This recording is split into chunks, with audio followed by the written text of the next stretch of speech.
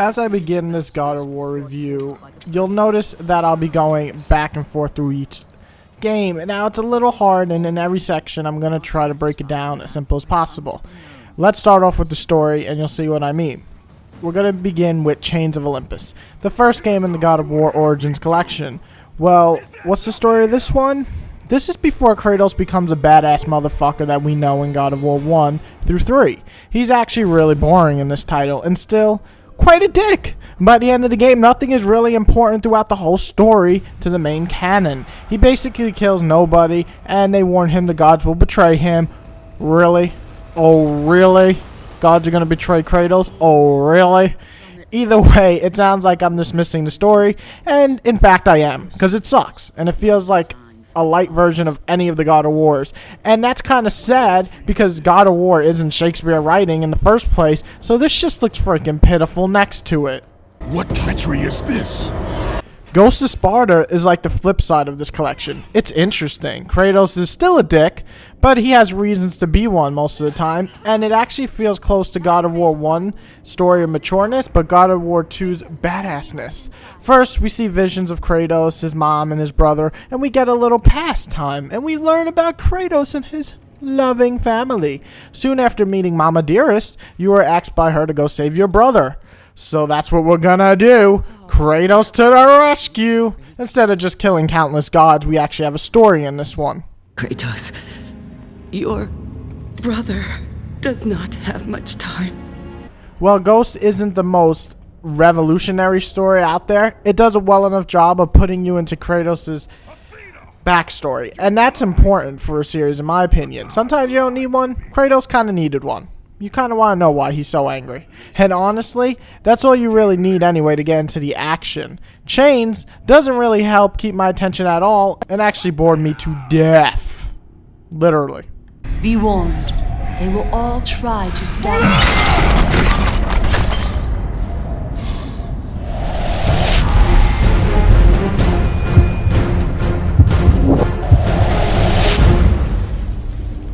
Graphics-wise, neither are going to be near the PS3 level, but the level of detail put into Ghost is pretty amazing. It looks like God of War 2 in all honesty, and actually makes me give some credit to the PSP if it actually looked this good. Sadly, I didn't play it when it was released on the PSP because I hate my PSP.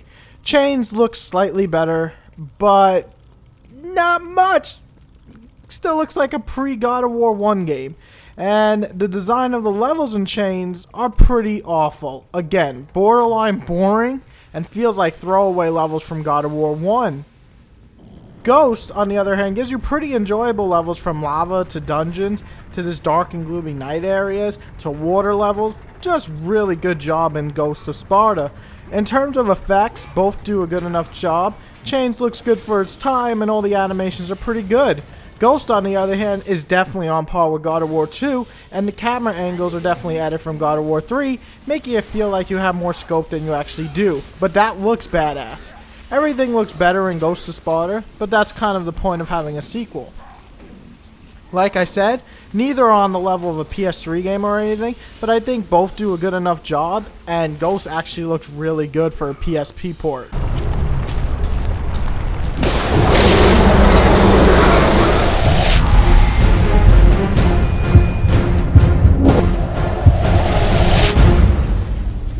Okay, now we hit up the gameplay department, and obviously this is a little where I get kind of annoyed.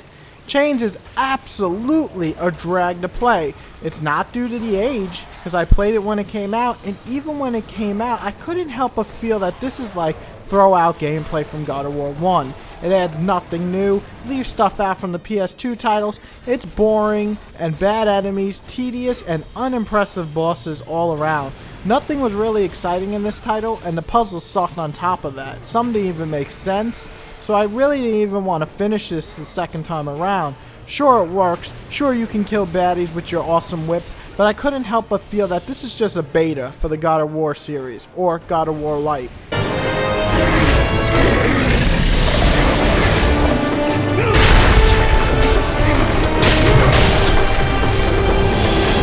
Ghost, on the other hand, gave me flashbacks of God of War 2. I didn't play it when it was originally on the PSP, so this was my first introduction to the Ghost of Sparta, Badass intense bosses, lots of different combos to get, cool magic, and a new fire enhanced attacks. You can also get some of the best set pieces in the entire series in this game, and the camera angles definitely spice it up. And it all looks really good from a PSP title, no less. Ghost seems to have combined God of War 1 story, God of War 2 and 3's gameplay, and basically make it a perfect mix, making it a fucking blast to play.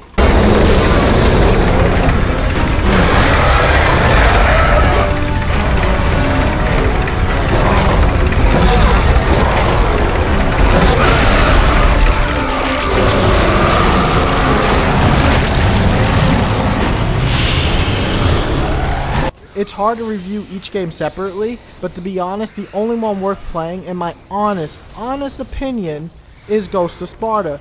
These titles don't add much to the overall series of God of War, but Ghost of Sparta is so much freaking fun to play. I can't stress enough how it reminds me of God of War 2, and in my personal opinion, that is the best game in the series.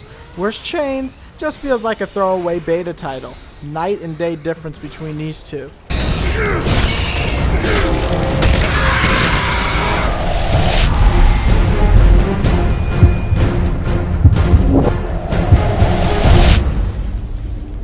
And now we get to the enjoyment section. This is the most possibly important section because, hey, you want to know if I think it's worth buying, otherwise you wouldn't be watching my review.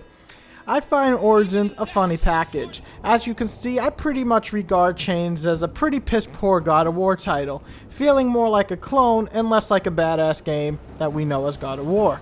It also doesn't help that the title is only about 4 to 5 hours, and while Ghost of Sparta doesn't go much longer than that, it's a much better title in every way.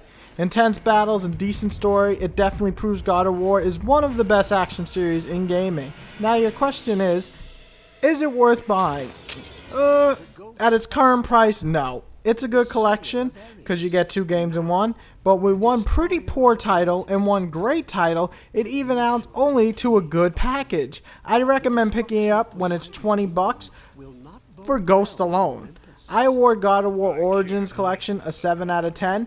If you were to buy them separately on the PSN, I would award Ghost of Sparta an 8.5 and Chains more like a 5. So it's up to you if you really want to pick these titles up, but I would pick them up separately and just forget about Chains and go right to Ghost of Sparta.